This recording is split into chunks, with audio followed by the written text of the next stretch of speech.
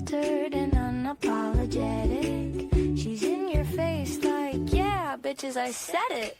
Authentic heart, honestly, give me the seed of belief. Talking my life and all the between. She's Candidly Kasi. Welcome back to another episode of Candidly Kasi. I'm your host, Kasi DeStefano.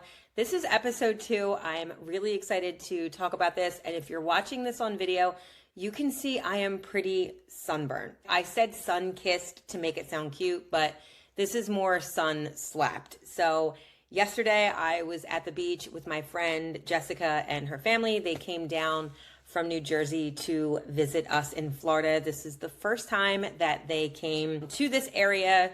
And it was so exciting because when I lived in New Jersey, our daughters got to play together and it was just so nice for them to get back together again. We went to the beach. It's April. This is one of the perks of living in Florida. And it was absolute perfection. Even though it was overcast and there wasn't a lot of sun, I got sizzled like a fucking sausage. But it's okay. It's okay because it's going to be a nice base tan, I think. So this week, I want to talk about moving to Florida because April marks the 5-year anniversary of moving here. We used to live in New Jersey. I lived there my whole life. Same thing with my husband. And during all the craziness of COVID, I was like, I need to get the fuck out of this state. I didn't like what was happening. I didn't like what was going on with my kids. My oldest, school had stopped. It got chaotic. My youngest was almost 3 when it started. And we ended up moving when she was almost 4. So it was pretty much a year of dealing with it and I couldn't take it anymore. All play dates stopped, all of the gym activities she was doing closed. And the only thing that I was able to do with her outside of the house was go to Chick-fil-A and I would set the back of my SUV up. I put like a little picnic blanket, brought some books, brought some toys and stuff like that. We would go to Chick-fil-A, drive through, of course, and then get breakfast and sit in the back and we would eat and read books and I made it like a picnic. I know that sounds crazy, but I was trying to implement some set of normalcies and I just kept doing that. And eventually my husband and I were like, we just had to make the difficult decision to move. And Florida was very much open. It seemed like the place to be. So we put our house on the market and left. Now, I am very happy with that decision. We love living in Florida. The only time it bothers me is this weekend, for example, because with Jess there and the kids and seeing my daughter play on the beach for hours. We're talking no iPad, no bullshit, no nothing. It's funny because Jess actually said to me, our kids play like kids. They're not worried about boys. They're not worried about what outfit they're wearing, who has the coolest bathing suit, who's got this, who's got that. They're just playing like kids. And that is part of the beauty of homeschooling because she really is shielded from a lot of that stuff. But it was so nice to see them playing. And she does have friends here, but it was that old-timey friend that they grew up together. And, you know, we've done trick-or-treating and Christmas and New Year's Eve, things like that. It was so nice for them to come here. My house is like a revolving door. My friend Holly got me this sign and it's right in my kitchen. I'm looking at it right now. And it says, the Old Bay B&B. I'm Old Bay. I said if I was ever a stripper, I would be Old Bay because like, I'm a little too old to be doing that. So she made me this really funny sign and it's true because we have visitors year round, like in and out. And I'm so grateful for that because sometimes it feels like we didn't leave. Obviously, I know we left, but it keeps it moving in such a positive way, especially the fact that people come here, they spend their money to fly here, take off of work. I mean, everybody has come here and it's just been so wonderful. So it just was weird because I got this like tinge in my heart seeing them play and I had stopped on my way home for a second and I'm like, okay, feel this feeling, right? So I've been in therapy for a while. I realized I don't like feeling sad. That is something that I've averted pretty much my entire life. So if I'm ever feeling sad, I flip and I'm angry. I'll talk about this more in another episode, but I've now noticed that I do that. So whenever I'm starting to feel that, I'm like, okay, sit in this. What's going on? And there was just a part of me that misses that. I used to go over Jess's house all the time. She made the most fabulous spa water, what I called. She would put like stuff from her garden, and it was never just water. Even if it was like lemon and basil or strawberry and cucumber, she always had these concoctions, and it was just wonderful. And the kids would play and we would sit outside and chat. And I haven't done that with her in so long because I haven't seen her in a few years. Every time we went to New Jersey, she was going on vacation somewhere else. So the past couple of times I've missed her. And it was just really nice to be able to see them again in person. And I had this feeling of, I know I did the right thing moving here. I do. We love it. But seeing that sometimes it pulls on my heartstrings because that is the part that I miss. It is okay to feel like that. It doesn't mean I want to leave, but man, it makes those visits even better. And I'm really lucky because I think they're coming back in the summer, so they'll get to play even more. It's weird, right? Even when we decided to move, everything happened so fast. I've asked my husband, do you remember the conversations we were having? And he's like, not really, because everybody just had enough. We moved. And it's been crazy. It's finally now starting to settle in. We moved to a place that we had never seen before, came in completely blind, rented a place for 2 years. We're lucky enough then to buy a place, and we bought at the height of everybody trying to come here. It was such a stressful process because everything we were looking at, we were getting outbid. Things were going for $50,000 more, and it shouldn't even been the price that it was to begin with, but people were getting away with it because everyone wanted to come here. So properties that really should not have been priced the way they were priced that way because people need a place to stay. And we really lucked out. We got the place that we're in blind. Again, another thing that I did blind. It popped up as a listing. I looked at it. I called my husband. I'm like, what do you think? And he was like, just put an offer in. And we ended up getting it, which was crazy. And the entire thing had to be gutted. It'll be 3 years also that we were in this house this month too. April was like the month for everything. So 5 years total in Florida, 3 years in this house. And the last 3 years have been just construction, gutting the house, and it's been all my husband. So I pick everything out and then he does it. But we have one more bathroom to go and then a couple little things, but the majority of it, I would say 90% of it is done.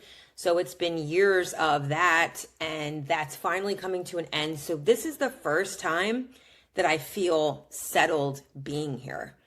So I'm able to sit with those feelings and really just appreciate the fact that we did this together, appreciate the fact that I've met some incredible people down here, appreciate the fact that my friends from New Jersey come down here. It's really just a wonderful thing. And I'm just telling anybody out there that is listening to this or watching this, don't let your fear of doing something get in your way. Because I'm one of those people that doesn't like to travel. I rarely left my hometown of Hamilton. So this was a huge, huge thing that I did. But I was really focused on my kids. And I just felt that in my gut, staying and keeping them in that state was just not the right move. So we moved. I'm very lucky that I have the husband that I do that left his amazing job to come down here and start over. That is moving and grooving now too. So everything is coming into focus and it feels, I don't want to be corny, it just feels right. I feel more settled. So to get back to our visit, Jess and her family came. They got a beautiful rental. They were literally right on the beach. It was absolute perfection. The first day we went bowling, and this is just a side note because this is how people are. It was a place that has a few lanes. 2 lanes are sharing and it's one bench. So you're supposed to take half the bench for one lane and the other for the other lane. And there was a group that took the entire bench and we were all standing there. Obviously there's kids. I'm not going to do anything crazy, but I think it's so funny how the social cues, first of all, that's how it's supposed to be. And you're just completely ignoring that. and being so rude. Basically, one of my ass cheeks could have sat down if I wanted to. You bowl for an hour, so you can actually see the clock ticking down on each of our lanes. And I'm like, all right, 10 minutes and we're going to be able to sit too. When the next group comes, we're going to only take half the bench so that they can also sit, because that's the right thing to do. And the dad clearly is hearing me because I'm literally like right here from him and he's just looking straight ahead. It's so interesting how men are, and it's not just men because there were women in the group too, but my husband would be like, no, I'm not sitting down. Let the lady sit or let the kids sit. And this family I just thought was like so completely rude. And it's not just here, it's everywhere. People are like this everywhere. So they got done. We still had a half hour left. When the next group came in, we made sure they had a seat and we all sat together. It really wasn't hard. My daughter was like, Mom, how come the first group didn't move over so that we could also sit? And I was like, that's a really good question. Some people just aren't as kind and they don't care about anybody else but themselves. That's what I said to her. She's 8. I wanted to say something else, but I didn't. So that was that. We got a little lunch afterwards, which was nice. I was completely impressed because her daughter's 8. Something I've never tried in my life. I forget what it was called. Like a poke bowl. Pokey, I don't know. I've never had it. I think it's a poke bowl. And it was raw tuna in these little tostadas with a seaweed salad on top. That was her one, who's like around the same age as my daughter. And then the other one, who's much smaller, was eating crab cakes. And I'm like, man, these kids have a really good palate. And Jess was always like that. Like, she always gave the kids whatever they were eating. I've just never eaten raw fish before. And it's so funny because prior to going there, my daughter asked randomly if she can eat raw fish because my other daughter was talking about that. So she heard that and then asked, and then 2 hours later was watching one of her friends eating it. I swear we're in a sim, but the way it worked out, it worked out. And I thought that was really cool. And then the next day we went to the beach, which was yesterday. And we were just talking and watching the kids play, and it was absolutely wonderful. And I just miss that kind of connection. And I talk to my friends on the phone all the time. Ask my friend Christina. We talk all the time, probably more than she would like to talk. But it was just nice. It was a beautiful weekend. I'm so glad we got to have it. Yes, I am sunburned, but it was totally worth it. This is like the unofficial kickoff to summer for me because she's roasted and toasted. So I'm just going to keep that going. So hopefully the next time you see this, I'm tan. That's the plan. The whole point is I'm very thankful that I'm down here. I'm thankful for my friends. And I'm just thankful in general that my life has turned out the way it is. Even though it was very difficult leaving my family, even though I don't talk to a lot of my family, the family that I do, it was very difficult leaving. But if I didn't do that, then we wouldn't be here doing this. So it's one of those things where you have to make the moves that feel right for you.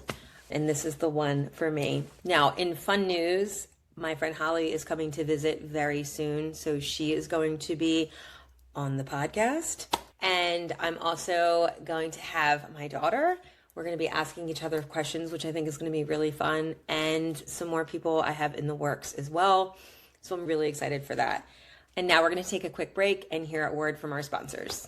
This episode is sponsored by Boron. Since 1932, Boron has been dedicated to providing high-quality medicines made from Earth's best resources. As a world leader in homeopathic medicines, they're passionate about sharing sustainable health solutions for the whole family. You can find Boron medicines at retailers nationwide. Learn more at boronusa.com. Living gluten-free means I used to turn down invites just because eating out felt like too much of a risk. Nema is now one of my go-to tools for managing celiac. It tests your food for gluten in minutes, so you can say yes with actual confidence. You can shop for yours at nemanow.com and use code Kasi for 15% off. Quick shout out to one of my favorite brands right now, Blessed Botanicals. If you're trying to clean up what you're putting in your body, this is it. They have everything from organic black seed oil, which is amazing for overall wellness, to their moringa extract, which is basically a natural multivitamin. I've been using their Eternal Youth Serum, especially because I burned my face with my curling iron like a complete idiot. That's like natural retinol, but way cleaner. And their sleepy time extract is amazing if you struggle to wind down at bedtime. Everything is made in the USA, which is super important to me, and it comes in glass bottles, which I love because no plastic. If you want to try it, use my code Kasi for 15% off at checkout. Trust me, once you switch, you won't go back. I do want to say this, if you know me, especially if you grew up with me, you know I'm not a timid person. Depending on my situation, I'm either going to be an introvert or an extrovert. So some people say, oh, Casey's really quiet. I would say a small percentage. And then everybody else knows I'm absolutely crazy. But making changes was really, really hard for me. I like my routine. I like doing everything just so. That's what made me feel safe. And moving here, not knowing where I was going, not knowing the area, not knowing the people was such a huge jump for me. And it really showed me that if I can do that, I can do anything. I still drive with my GPS because I don't know where I'm going. Every day I use my GPS. But then the problem is I've been out of Jersey for so long now that when I go back to Jersey, I also use my GPS there. So there was this weird feeling when I went back the most recent time of like, where do I belong? Because I don't know where I'm going down here, and now I don't know where I'm going up there. And it's crazy because I have zero sense of direction. And my oldest, who's almost 20, she can go one place one time and completely come back without anything. She knows where she's going. And I don't know where she got that from because it certainly was not me. So I was kind of beating myself up on that. And then I realized like, yo, bitch, if you're using a GPS, is it the worst thing in the world? No, it's really not. It's not the end of the world to be doing that. Stop focusing on that.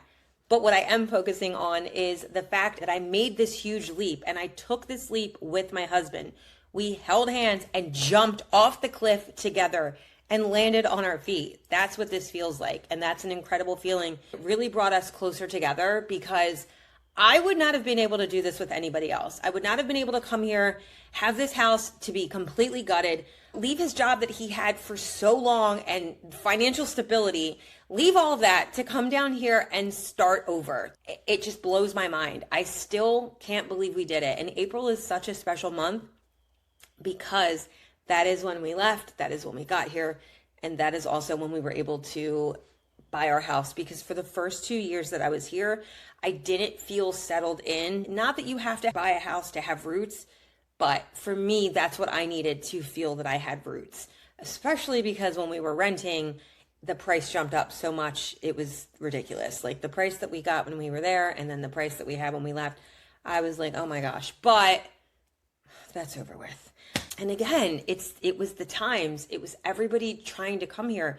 Florida was open. Florida's Florida. I think it was a comedian that said, if you go outside and you're naked and your neighbor sees you and calls the cops, you're in the suburbs. If you go outside and you're naked and nobody can see you, you're in a rural area. And if you go outside and you're naked and your neighbor's also naked and they wave, you're in Florida. It was something like that. And it's true because the shit that happens here, we are not used to. Besides the food, which listen, I have celiac. I can't eat the food anyway. I see what my husband goes through trying to just find a fucking cheesesteak. Like the first time we ordered a cheesesteak here, he ended up getting ground beef with cheese on a roll. That was scary, okay?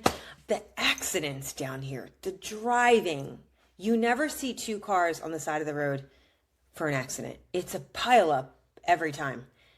Every time. I've been saying this for 5 years. It is the weirdest thing because it's like two people get in an accident that can't drive and then there's 10 cars behind them that can't drive. It's the weirdest thing. I don't know why it's happening, but it's happening. It's not just like a little coincidence because it's every single time. I don't know why, because you're not dealing with snow or any like really crazy conditions. It's pretty much sunny all the time and great weather for driving. They just can't fucking drive. And I'm sorry if you're listening to this and you do live here, you should be like, she clocked it, because I'm not making this up. That's how it is. Go down 95 or 200 and just drive and you will see a 10 car pile up for something stupid. It is the weirdest thing. Anyway, I didn't tell Jess that. First of all, I'm trying to get her to move here. So when she was asking, like, I was giving her all the key points. Yes, the weather. Yes, you're at the beach. Yes, you can do this. I didn't say about the shit food. I didn't say about the shit driving.